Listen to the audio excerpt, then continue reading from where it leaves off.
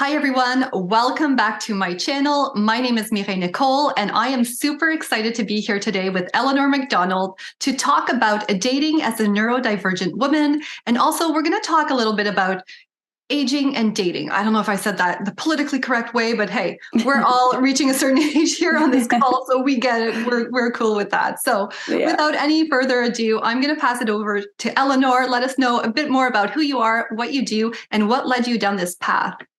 Yes, thank you, Mireille, for inviting me to have this really great discussion. So my business name is Love Mystic Eleanor because I love to really dive into, the ins and outs of things. And I've been on a personal development path for a very long time, over 25 years. So the Love Mystic Eleanor just seemed to really stick. And I've been coaching women for the last 15 years, and I specialize in helping neurodivergent women like myself find lasting love. And we're going to get into exactly what that means in a minute. I'll just tell you sort of my story, my love story. So as a neurodivergent woman, I began my journey as a sensitive child in a very volatile environment. So I grew up in a very emotionally explosive environment, and being very sensitive, I really internalized a lot of things. And that's kind of one of the biggest challenges of being neurodivergent is being extra sensitive. And we'll talk about that in a minute. But I basically took on the role of people pleaser. And I had many trials growing up, including anxiety and panic attacks. And I had digestive issues, which was connected to the anxiety. So you may have heard the, diagnosis of IBS, which is becoming a lot more common these days. But this was before it was even anyone had heard of it. And one toxic relationship after another. So I really struggled in the area of relationships and being a people pleaser, not able to really be myself and, find someone who was going to give me that equal give and take type of relationship.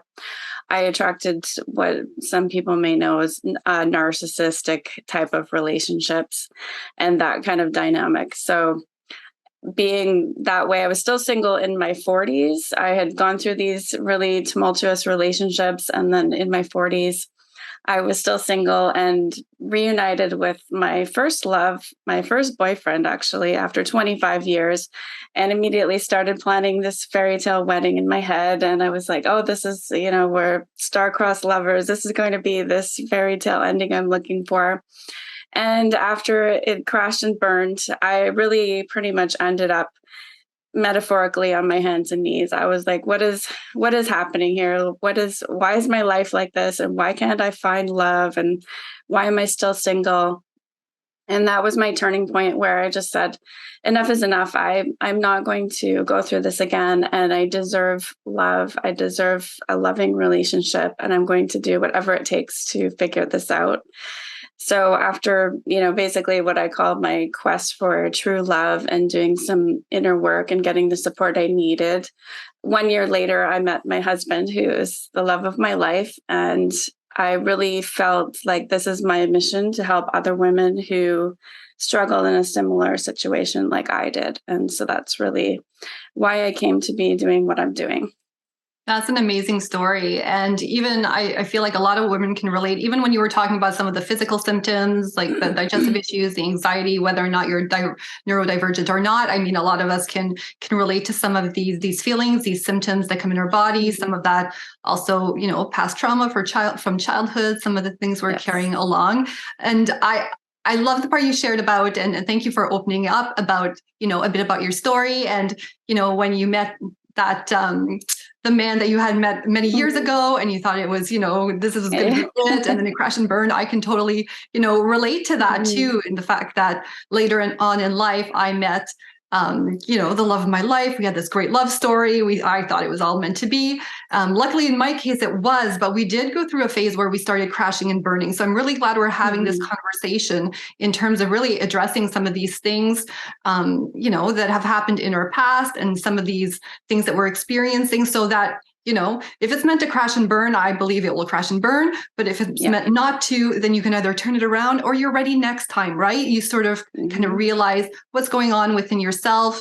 And then you can apply that to like what happened with you. You then finally met this wonderful man that you're with. So I don't know if you wanted to expand on what I just said. Otherwise, I'm going to jump into this next question for you. Yeah, absolutely. We can, but I totally agree with you. It's like sometimes we think this is it. And sometimes the worst kind of failures in a relationship are the turning point. So that's what it was for me. So if anyone is going through a major heartbreak right now, that's something you can take away and say, like, maybe this is going to be my turning point. I'm going to turn this into, I'm going to change things and really take charge and create a different experience for myself. Definitely. Yeah, there's always something that we can find in these, no matter how hard it is. And it's hard to say that. And when you're in the moment, maybe you don't want to hear that. There's always something we can take from it, right? So yes, you talked a little bit about some of the unique challenges of dating as a neurodivergent woman in your intro, but let's maybe dig a bit deeper into those, or if you have any others that you wanted to add to that, what are these unique challenges that you see with the women you work with and just from your own experience? Yeah, so I just wanted to give an overview and also kind of a caveat that I'm not a psychiatrist, I'm not a psychologist, I'm not trained in it by any means. This is my personal experience, my lived experience. But I do know that, so being neurodivergent is an umbrella term that basically means that you have, in the definition, it's like your brain functions differently than a neurotypical brain. And so there's, the typical brain and the neurodivergent brain. And that comes with the different challenges. And some of the different examples of being neurodivergent would be autism, ADHD, there's dyslexia. Some of the lesser known things would be bipolar. So people who are diagnosed with bipolar disorder and borderline personality disorder. The interesting thing about this is women have been very much undiagnosed. So there's like 80 to 90% of women who are going into their late adulthood and being late diagnosed because they have fallen through the cracks. The criteria for being diagnosed is based on men's symptoms and male criteria for for autism. So basically women are falling, through the cracks like myself, and they're being diagnosed with anxiety, with depression, these other things like bipolar, and not realizing that they are actually in this, family of neurodiversity. So that's just kind of a side interesting thing. The other thing you might have heard is the highly sensitive person, an empath. Those terms can refer to someone who's neurodivergent, or a lot of the same situations and challenges that someone like a highly sensitive person might have are very similar. So you may identify with that as well. So the real kind of consequences, I guess, of having the neurodivergent brain is that there's really no filter to the outside world. You're experiencing everything all at once. And so this creates a lot of anxiety because you have no filter. It's like almost like being in a outdoor concert or something, and you're just being bombarded by life all the time. So a lot of neurodivergent women, and in general, would say that they feel very overwhelmed emotionally. They'll get just feel like they're drowning in emotions. And the funny part of it is that, maybe 80% of these emotions they're picking up on are not even theirs. So they're out in the world and they're just like a sponge and picking up on all of these things that is not even theirs. So anxiety, depression. Another thing is having like a hyper fear of rejection. There's even I can't remember the actual like diagnosis of it. It's like rejection dysphoria or something, which is typical with, especially with ADHD, where it's just an extreme version of that fear of rejection. So you can imagine, like in dating, there's the typical fear of rejection, but this is really, really amplified. It almost feels like it would be the end of the world if they were rejected. So these are some very specific things that neurodivergent women would experience that I have experienced myself, and really just feeling isolated. feeling like an outsider because it's an internal experience. So it doesn't really show on the outside a lot of times, and women are masking a lot of their symptoms. And so, kind of walking around experiencing all of these things, and no one really knows what you're going through. So it feels like you're very much like an outsider. So that's a very typical thing I hear, of feeling like you don't fit in or like you're an outsider. So the last thing I want to mention is because there's typically, like I said, this is a big umbrella term, but typically women will, may fall prey to narcissists because they're very, how do you say, just very, they take things at face value, and they kind of believe people. You may want to say naive or whatever word you want to use, but they tend to get taken advantage of. So the narcissist kind of people pleasing dynamic is pretty common as well. That's really interesting. This is a very important conversation. I feel like this might be very eye-opening to a lot of women out there too. And just getting back to the question a little bit about, like I said in the intro, talking a bit about age. Do you find that typically with neurodivergent women, they do tend to maybe find love later, or it takes a bit longer, maybe not because of these symptoms that they either know about or aware of, or only find out later in life? Yes. Yeah, I feel like that, because they're not going along the mainstream trajectory of, it's, a typical experience of a neurodivergent woman in general. Again, it may be that they're outside of the mainstream. So maybe because of not just challenges, but also different unique strengths, like being very creative, being very thinking outside the box, thinking differently. So they may want to go and do things that are different, like go travel or have a very unique kind of job. And, there's a lot of women who are self-employed who are neurodivergent. So you may have a totally different path where the relationships may come at a later date, and you may end up older, and also the struggles with kind of trying to find a healthy relationship, but then getting kind of stuck in picking a toxic relationship or getting involved with a narcissistic type of relationship. So but it's kind of like everything is outside the mainstream, including the life choices. So that all comes together in probably being later in life that you would find love. It seems typical to what I've experienced and the women I've worked with.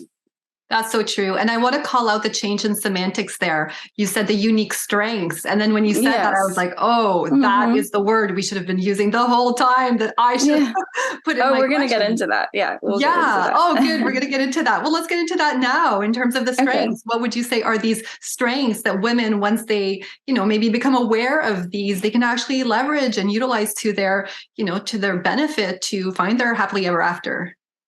Yeah. So when I was saying earlier about being sensitive, I'm here to really change the narrative of what women or neurodivergent women are experiencing, because they may have had a lot of these challenges. They have, I was internalizing that something's wrong with me, and that I'm just like an alien, and kind of like, why can't I figure these things out?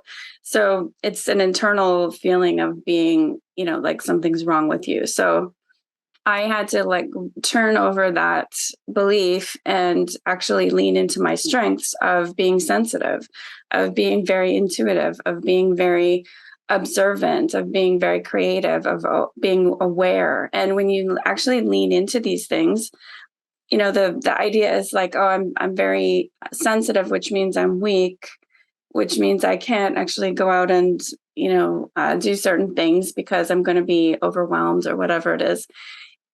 That can be true, but also if you lean into those things of being sensitive, you actually find your power in that, and you step into your own power and intuitive knowing that actually allows you to be so observant and to make amazing choices for yourself. And that's what really changed my whole life. And what I'm here to tell women is your sensitivity is your strength, and your, some people say superpower. It sounds cheesy, but it's that is really your unique outlook on life. And when you lean into that, it creates all kinds of amazing opportunities for you with relationships and other areas of your life.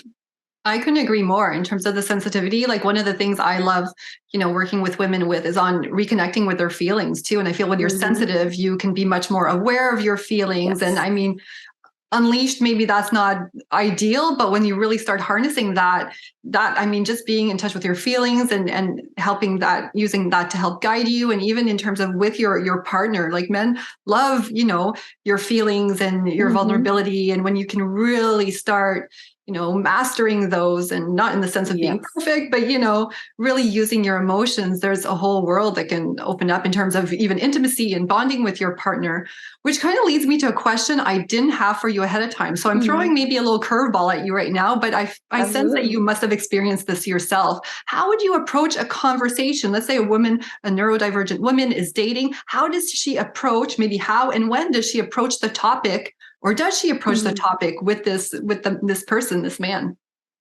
That when they're dating? Yeah. Yeah. So I would say being, you're putting yourself out there authentically from the get-go, I would say is the best thing to do. There's some work to do that around that with, becoming more confident with who you are and expressing yourself authentically into the world.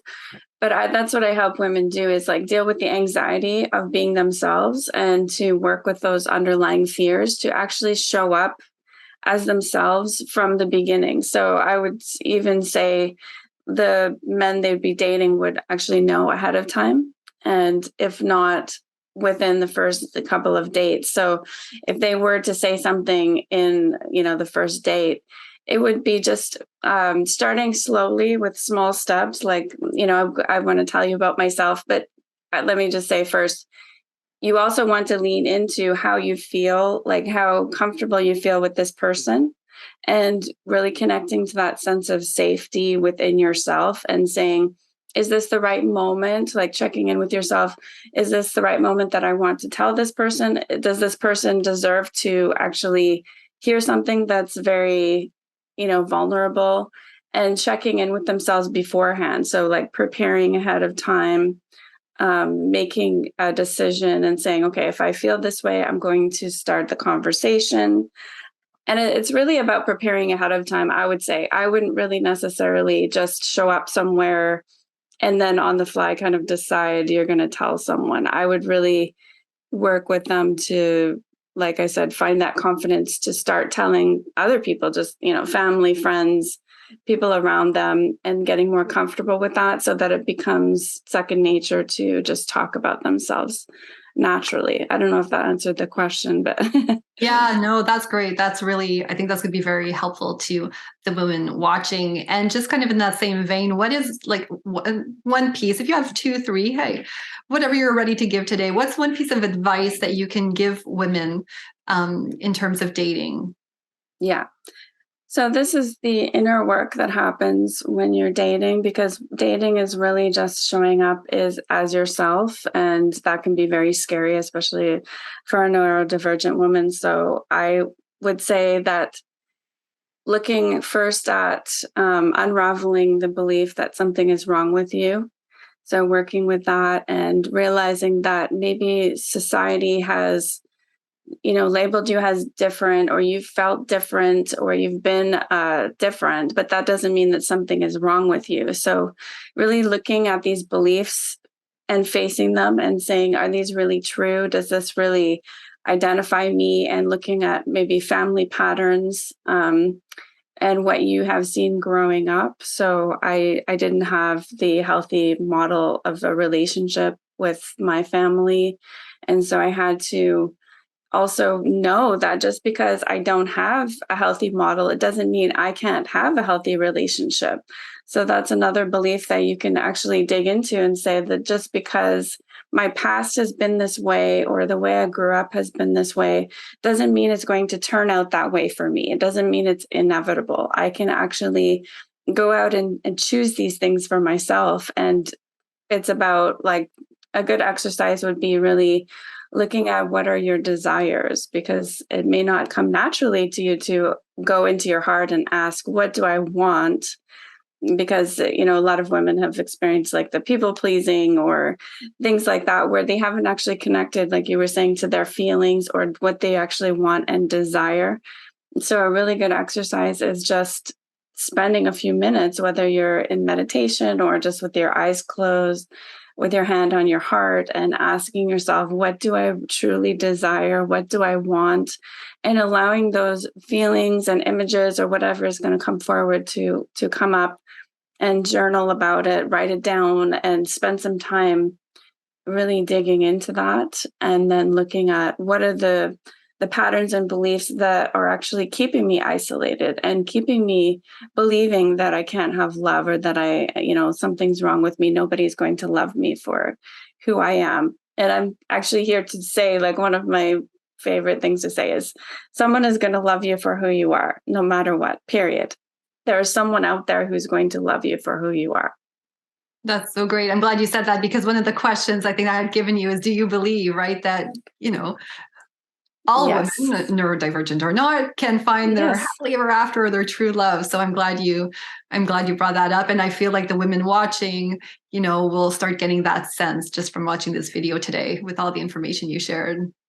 Yeah. Recently, someone had said that they felt, they were getting older, and then they were feeling more hopeless about things. And I actually said to her, like, you can borrow my hope for a little while, and you can borrow my faith, because, like I said, I'm on the other side of this, and I know what they were experiencing, and I know that it can be a devastating feeling to be like, this is never going to happen for me. It just seems impossible.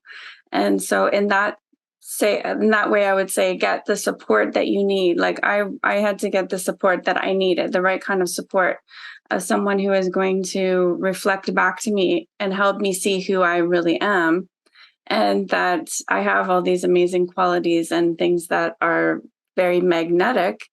And the more I was able to allow those to shine out of me and be, express myself, the more magnetic that is. So if you can find someone to help you do that, then that's definitely a huge step forward, just getting that support.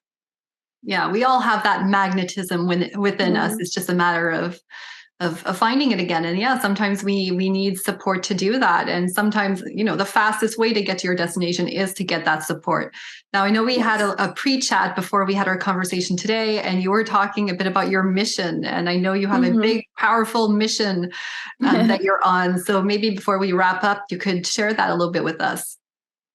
Yeah, so I was kind of mentioning it earlier. I'm here to shift that narrative for neurodivergent women, that, your sensitivity is not a weakness, that, there's nothing wrong with you, that you actually see the world differently, and you think differently, and you have a very unique perspective to give to the world.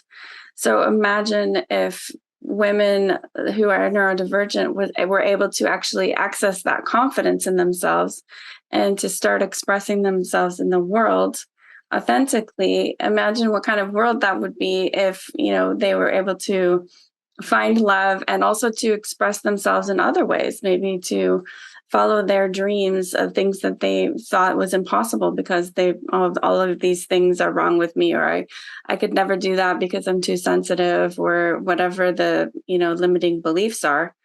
So I'm here to shift that entire narrative, so that women are able to connect to that confidence and be who they truly are, and, really create this community of women who are out there feeling seen, feeling heard, feeling supported, and loved for who they are.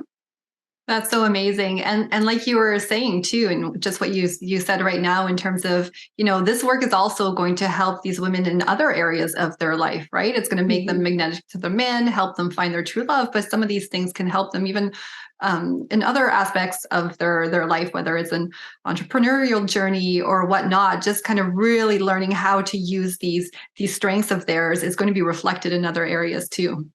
Absolutely. Yes. Yes. So I am so grateful to have had you on today. This was such a wonderful conversation. Like I said earlier, so important. I'm sure the women watching want to know where they can find you, where they can follow you. So please let us know where that is, and if you have anything going on. Yes. Thank you so much for having me and having this amazing conversation with me, and asking these kind of questions to really bring out what people need to hear. Yeah. So I was saying earlier, my name for my business is Love Mystic Eleanor. And so you can basically find me on any social channel at Love Mystic Eleanor. And going to my website, specifically lovemysticeleanor.com, there is a page that actually says resources. So I have the different things that you can join my Facebook group, listen to free training videos, and there's special offers there. So that's a great place to start. And also I would love to hear, from the women who watch this, what resonated with them. If they had any ahas or questions about the things I was saying, you're welcome to DM me on Instagram, which is at Love Mystic Eleanor. So I would love to hear from you. Yeah, that's great. Yeah. Any comments that any viewer has or wants to learn more about, just put it down in the comments. We will get back to those. And I will link all your information in the description. So Thank to your you. website and your social media platform. So it's easier for the women. And yeah, thank you so much for being here. This was wonderful. Thank you so much.